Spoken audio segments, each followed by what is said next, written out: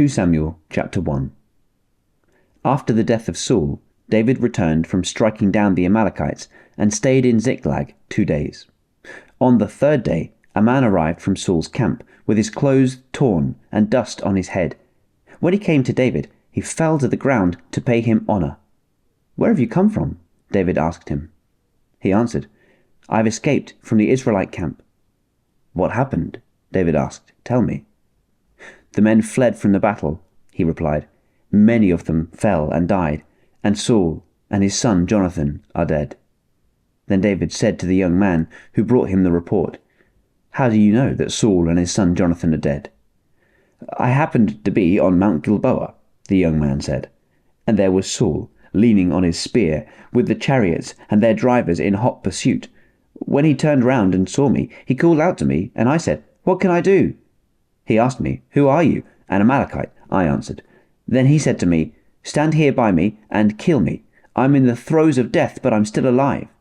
So I stood beside him and killed him, because I knew that after he had fallen he could not survive. And I took the crown that was on his head and the band on his arm, and I have brought them here to my lord." Then David and all the men with him took hold of their clothes and tore them. They mourned and wept and fasted till evening for Saul and his son Jonathan, and for the army of the Lord and for the nation of Israel, because they had fallen by the sword. David said to the young man who brought him the report, "Where are you from?" "I am the son of a foreigner, an Amalekite," he answered. David asked him, "Why weren't you afraid to lift your hand to destroy the Lord's anointed?" Then David called one of his men and said, "Go, strike him down." So he struck him down, and he died. For David had said to him, "Your blood be on your own head. Your own mouth testified against you when you said, 'I killed the Lord's anointed.'" David took up this lament concerning Saul and his son Jonathan, and he ordered that the people of Judah be taught this lament of the bow. It is written in the book of Jasher.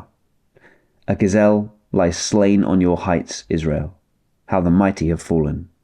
Tell it not in Gath. Proclaim it not in the streets of Ashkelon, lest the daughters of the Philistines be glad, lest the daughters of the uncircumcised rejoice. Mountains of Gilboa, may you have neither dew nor rain, may no showers fall on your terraced fields. For there the shield of the mighty was despised, the shield of Saul no longer rubbed with oil. From the blood of the slain, from the flesh of the mighty, the bow of Jonathan did not turn back.